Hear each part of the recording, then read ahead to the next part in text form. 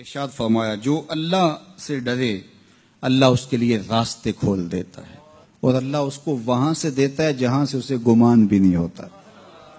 وَمَن يَتَوَكَّلْ عَلَى اللَّهِ فَهُوَ حَسْبُهُ، اور جو اللہ پر بھروسہ کرے اللہ اس کے لیے کافی ہو جاتا ہے، اس کی ضروریات کا وہ خود کفیل ہوتا ہے اور اس کے کام اس کے ذمہ کرم پہ ہوتے ہیں، کوئی ہو کے دیکھے اس کا۔ تو جو اللہ سے ڈرے اللہ اس کے لیے راستے بناتا ہے۔ حضرت عوف بن مالک رضی اللہ تعالی عنہ الاشجعی حضور کی خدمت میں حاضر ہوئے اور عرض گزار ہوئے کہ میرا بیٹا سالم مشرکین کی قید میں ہے اور میں فاقوں کی حالت میں ہوں، تو فرمایا آل محمد کے پاس ایک سیر جو ہیں، بس اس کے علاوہ ہمارے پاس بھی کھانے کے لیے دنیاوی اسباب نہیں ہیں۔ کہا صبر کرو اور اللہ سے ڈرو اور لا حول ولا قوت الا باللہ کثرت کے ساتھ پڑھو۔ یہ ایسا وظیفہ ہے، ایک حدیث پاک میں آتا ہے کہ یہ 99 بیماریوں کا علاج ہے، اس میں سب سے کم درجے کی بیماری ہم اور غم ہے۔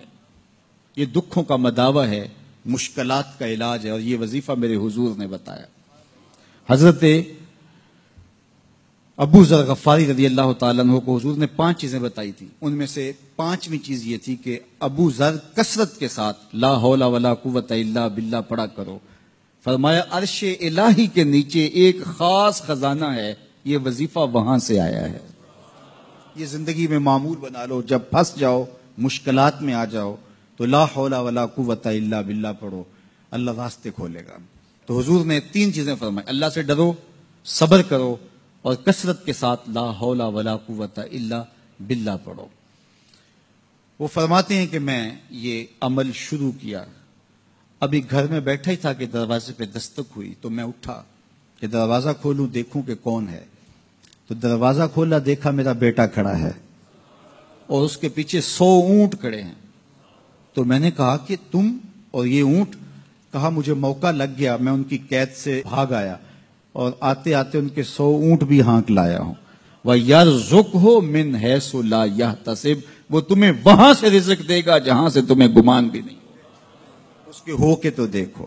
اللہ اکبر، اللہ کے ہو جاؤ تو پھر وہ تمہاری ضرورتوں کا کفیل ہو جائے گا۔ فرمایا حضرت عبداللہ ابن مسعود رضی اللہ تعالیٰ عنہ نے کہ کسی شخص کو فقر و فاقہ آ جائے تو وہ لوگوں کو بتائے کہ میں آج کل بڑے مشکل حالات میں ہوں، ہر وقت لوگوں کو بتاتا رہے تو اس کی مشکل بڑھے گی، اس کی مشکلیں آسان نہیں ہوں گی اس طرح۔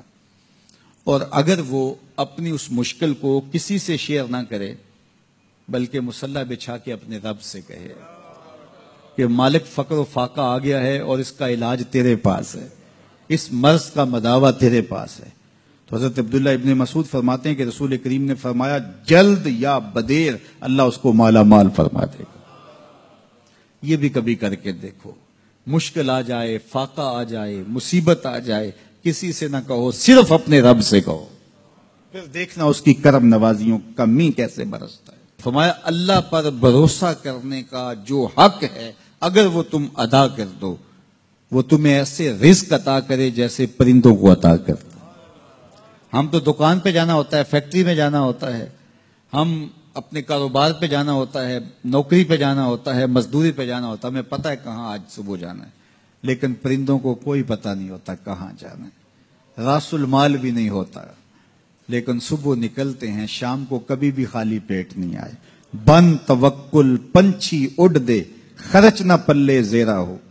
گھر سے خالی پیٹ نکلتے ہیں، جب واپس آتے ہیں تو پیٹ بھرے ہوئے ہوتے ہیں، اور پھر جو ان کی ضرورت ہوتی ہے اللہ وہ ساری ضرورتیں پوری کرتا ہے، جو ضرورت ان کی ہوتی ہے۔ یہ شیر کتنا گوشت کھاتا ہے اللہ روز اسے دیتا ہے۔